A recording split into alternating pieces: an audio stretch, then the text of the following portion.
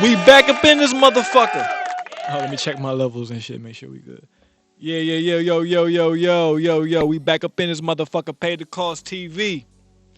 Your man Lewis Automatic. We back again. We back again with another episode. This time, you feel me? We gonna do it a little different. This is a reprise of the last episode. You feel me? Now, if you remember the last episode, we talked about Detroit's Mount Rushmore. You feel me? Detroit's ranking in hip hop, but more specifically, like the artists that represented Detroit's Mount Rushmore. And I threw out some names. I had, of course, Eminem, Blade Ice Wood, Big Sean. Then there was a little bit of a, you know what I'm saying, a discrepancy or a debate, you know what I'm saying, let's say, between Doughboy's Cash Out as a collective and Icewear Vezo. And really Team Eastside, but Vezo specifically because as a singular artist, I feel like he probably represent just the most as a singular artist, but as a collective, I feel like Doughboy's Cash Out really set the tone for this generation. And me and my dog Jay, really shout out to Jay. You feel me? Linwood Jay. You feel me? 1800 boy Jay. Let's clap it up for Jay. You feel me? Because he really brought it to my attention that there were some artists that I left off. You feel me? And as we were talking about it, like, you know what I'm saying, we mentioned that, Team Eastside, we feel was kind of like a response to Doughboy's Cash Out at the time, if that's fair, you feel me? But there were some artists that we left off. I want to get to it specifically. We left off Dej Loaf, you feel me? We left off Esham, you feel me? I got to Bodie James, you feel me? But it was somebody specifically that I forgot about that. Hold on, we might have. Okay, we back. Clap it up for being back. We back. Now, I just went over my list. I didn't get a chance to get in contact with my dog, but I'm pretty sure I don't have anybody missed out. You feel me? I'm pretty sure that's where we got to. You feel me? Dave. You feel me? And then I'm gonna bring the reprise from there because really, when I talked about the Hall of Fame, I didn't get to break down the tree specifically where, you know what I'm saying, specific artists come from. Now, we know Eminem, Slim Shady is how he was introduced, you feel me? He came to us by way of not really horrorcore rap, more the shock rap. But there was an artist from Detroit that many people probably aren't aware of that actually is a founder or forefather of the horrorcore rap scene, which is Esham. A lot of people don't know about Esham. Esham was kicking that just crazy killer demonic shit before Eminem, you feel me? But that's how we know Eminem, you know, the quote unquote crazy white boy, you know what I'm saying? But like we really have to get into it because like branching off from Eminem, so obviously, you know what I'm saying, I spoke about how Eminem came from Awesome Dre, you feel me? But in speaking about how Eminem paid his dues, I really didn't get a chance to go into detail about how Eminem paid his dues. So we might have heard stories about how he came from the hip hop shop, which was the shop on 7 Mile, which I actually got a chance to perform in a few years ago. Maurice Malone hip hop shop, you feel me? We mentioned how he came from Awesome Dre, but like Eminem, he actually participated in this thing called the Scribble Jam. A lot of people not hip. The Scribble Jam was basically where a lot of, you know what I'm saying, rappers and MCs, as you know what I'm saying, purists would call them, you feel me? They got together and they really did freestyles off the top, you feel me? So then that's how Eminem, you know what I'm saying, he lost to an MC by the name of Juice, you feel me? But he also, Eminem also was at the Rap Olympics, and I think he came in second place, you feel me, there, and that's how he actually got hip, that's how Dre got hip to him. And that's actually how Eminem got on the unsigned hype and shit, you feel me? So Eminem, like he really like had to go through like the like I guess you would say the underground through the publications and like just you know what I'm saying through the ranks of that way. You know he ain't no gangster rapper or shit. But what's also interesting is Eminem he beefed with some other white rappers. Yeah, I think it was a dude by the name of Cage. You feel me? He was a big underground rapper. When you say I bought Cage's tape, opened it and dubbed over it. You feel me? So you know what I'm saying like yeah, you know what I'm saying he been going through that battle rap shit. Like I remember I went like my first concert, you know what I'm saying? My first concert was 2003. I think Eminem he only did like a few North American shows. Like both of them was in Detroit and I got tickets to the one at Ford Field. Then I remember I went to the Anger Management tour in '05, you feel me? It was him, 50. The tour the concert in '03 it was M, Missy, you feel me? 50. I think Missy was the opener, then it was like 50, then M. Then '05, it was like just basically the whole anger management tour, so D12, G Unit, you know what I'm saying, shit like that. So, you know what I'm saying, Eminem got a story history. I guess where it kind of crossed So I guess I'll get into Dej Loaf because I guess Dej Loaf was left out, and she definitely had a big impact. And what's so crazy is I feel like Dej Loaf actually, like a lot of people say that, not just me, but her sound basically precluded A Boogie with the hoodie. You feel me? Like I guess not saying like, what I'm saying, he got his like, I ain't gonna say he got his style from her. Well, but I guess you could say like, just it sounds similar. You feel me? I guess like that's just the best way to put it. They technique. You feel me? The way they like they melodic hooks. I guess with the auto tune and shit, and just the kind of the singy rappy kind of thing. I feel like when Dej Loaf came out with the Try Me, you feel me? I feel like that was like some shit that wasn't really heard before. But shout out to A Boogie with the hoodie. This ain't like on this or no shit. But I'm like, a lot of people say that like he sound like Dej Loaf type shit. So I guess, what I'm saying, that's prop to her. She from Detroit, so it's like shit. What I'm saying, she left a mark in the industry that people definitely relate to. So shit, I gotta shout her out. And what's so crazy is, Say It Ain't Tone. He's somebody who I look at him like an industry insider because he actually discovered Dej Loaf, but he was a big part of he was a big part of Big Sean's movement with the Finally Famous.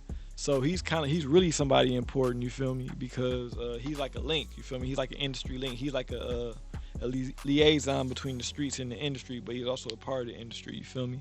So like going back, let's rewind back in time, you feel me? There's some other people that we got to mention if we're gonna talk about the Detroit Hall of Fame. Trick, of course, like Trick. That's like, you know what I'm saying? Like Proof was the mayor. RP to Proof was the mayor. He and Trick was in a group called Goon Squad. You feel me? And like Trick. I mean, that's just a name like that's been synonymous with Detroit. Really, if you know, you know. But like, I remember the first time I heard about Trick, it was the song "My Name Is Trick. I'm from the ghetto. I rock with hip hop, R&B, not heavy metal." You know what I'm saying? That joint. But it was a few DVDs. It was the Street Life DVD with the infamous situation with just Trick Daddy. You know what I'm saying? We ain't gonna get into that. Shout out to, you know what I'm saying, MIA. You know what I'm saying? Trick Daddy Dollars and all that shit. But like, you just gotta talk about what happened. There was the Street Life DVD incident. Then there was also the Wonder Boy. Like, niggas ain't hip to the Wonder Boy DVD. Niggas don't know nothing about Wonder Boy DVD. This nigga Trick been a fool, bro. Trick been Trick, bro. Like this, like dog, this nigga been, you know what I'm saying, talking shit and, you know what I'm saying, just representing Detroit the realest way type shit. So, like, he's always been looked at as an enforcer, but he's actually a producer and hell of a producer, hell of a MC, hell of a musician. I went to me and Show went to a Trick concert on Verner. This was in Southwest Detroit. And I remember Flavor Flav was there. I think he was just in the crowd and shit. He wasn't performing. I think Parlay from the franchise, he was in there. Swifty, I think Swifty from D12. I think Conniver too. Swifty and Conniver might have both performed with him. But like Trick put on a hell of a show, bro. Live instruments, real musicians, like real show, like a real show type shit. I'm gonna save this one. RJ Watkins, you know what I'm saying? Turbulence, bro. Can't forget about Turbulence, bro. Like, niggas used to stay up to watch Turbulence, you feel me? See the Street Lords, you feel me? Like, Blade and them.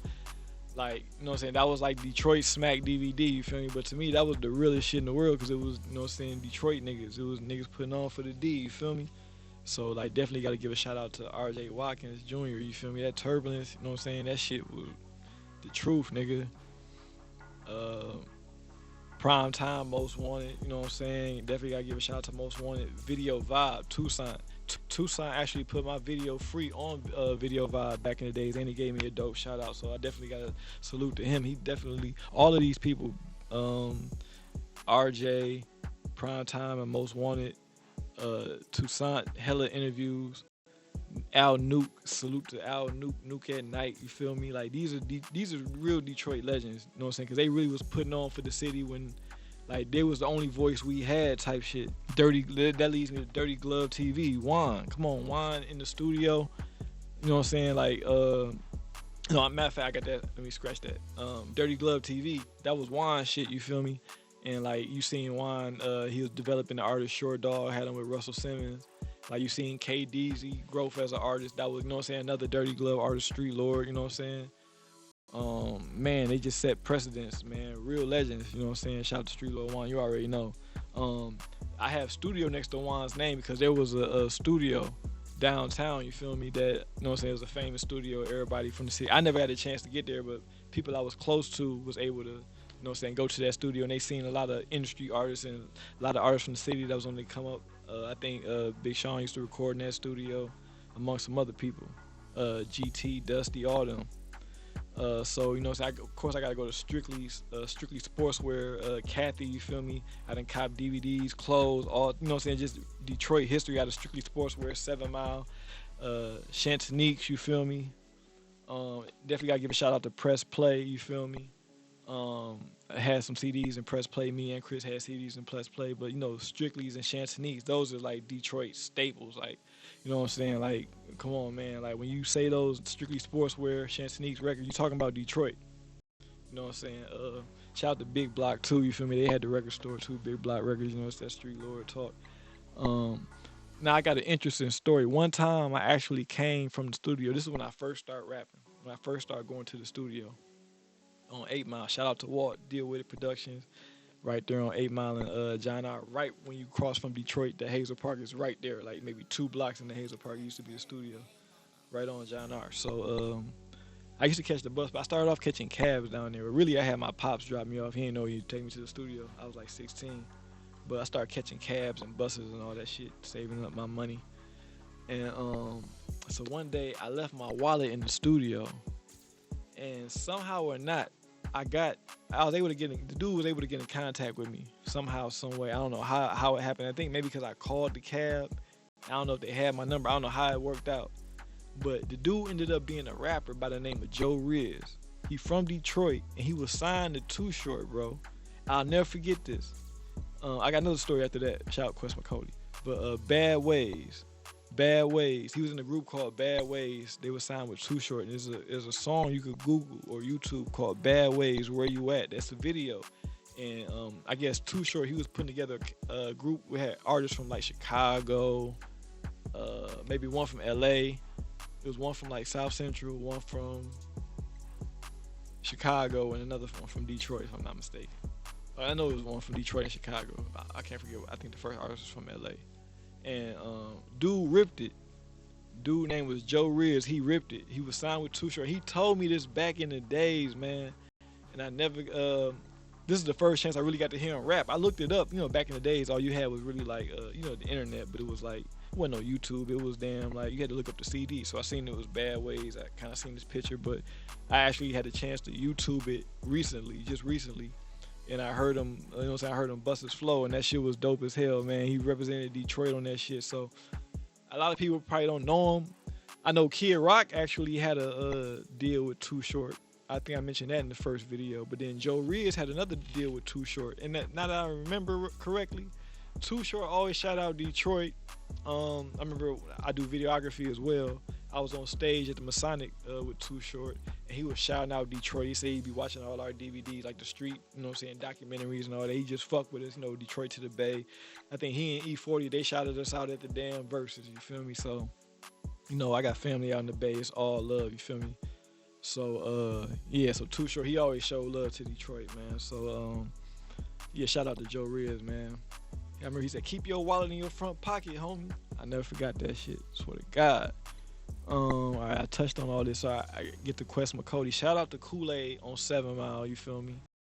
At Final Cut. I remember I seen Quest McCody at a show with Mara One. He didn't even remember nothing about this story. But Quest McCody actually did a verse for me for free. This was like, it's back when I had my fade, you know what I'm saying, the waves, 360 to Caesar, all that. Kool-Aid was cutting my hair. I remember I was going in every week to get my hair cut by Kool-Aid, you feel me? That was my guy. And he was like, man, what you do? He's like, man, you be in here, man, what you do? So I'm like, you know, I'll be rapping. He's like, oh, you rap? He ain't asked to hear a song. He ain't asked to hear a verse. He was like, oh, you rap? Hold up. He got on the phone, called his man, like, yeah, it's my man, I need you. Dog, he got on the phone with Quest McCody, you feel me? Quest gave me a tour of a studio. Now, I don't want to speak out of turn, but I remember Dr. Dre and them had built like a studio in Detroit. He took me to like this dog-ass studio, bro. I want to say it might have been the studio that it was some big time studio somebody built. I ain't gonna say it was Dr. Dre studio, wink wink, but it was a big time studio. He took me out. It might have been out like in Canada or some shit. Now I think about it, but I ended up doing some work for Quest McCody. I ended up like doing like some email. I was doing some email stuff. I remember he had a project called The Light Show. I remember I went to the show, you know what I'm saying, and he ended up doing the verse for me, bro. I had a verse from Quest McCody, a battle rap legend. If you just Google Quest McCody, he was on Showtime. There was I think a show on Showtime called Who's Next or some shit like that. And I think he won it. He won the whole show. And he ended up, you know what I'm saying, doing his thing. He ended up becoming a big time classic battle rapper. And he ended up doing the verse for me. And he had to leave and do the engine. This before I became an engineer myself. And the engineer deleted like dude verse, bro. On some hating shit. He deleted the man's verse. And then was like, oh, I can't get it back. And he could only say like 4 bars, I guess. All he had was like the last 4 bars. That dude freestyle, you feel me? I mean, he killed me on the song anyways, but I'm just saying. Shout out to Quest McCody, man. I remember I saw him at a concert at Marv One with Marv One. I was like, you remember? He's like, he didn't remember shit about that. I'm like, damn. But you know what I'm saying? Shout out to dog, man. But yeah, this is my reprise of, you know what I'm saying, the Detroit Mount Rushmore, which I think my Mount Rushmore pretty much stands, you know. Like I said, it's been some great MCs, a lot of great MCs that come out of Detroit. I mean, I know I probably missed, I don't know if I mentioned Elzai, Slum Village. I mean, incredible. I know I said Royce, Danny. There's another dope artist named Dopehead. He was signed with Danny Brown. I don't know if he was signed with Danny Brown, but he was part of the Bruiser Brigade. Yeah. But like I said, man, it's Detroit. I remember in Detroit, it's too many dope niggas. I remember one time we was freestyling on Griswold. A random nigga just walked by and just started freestyling with us, and then he ripped that shit. So ain't no telling who could freestyle in the D, man. But anyway, it's your man Lewis Automatic. I appreciate y'all for checking with me. Paid the Cost TV episode number. You see that? You see that? That's me, man. See that? Yeah, that's me. Paid the Cost episode 2. The Mount Rushmore reprise. I love y'all. Let's clap it up. Yeah. So I got some more sound effects. Oh, I don't know if that's the one we want. Hey, you know that's time to wrap it up, man. It's a wrap, B. We out.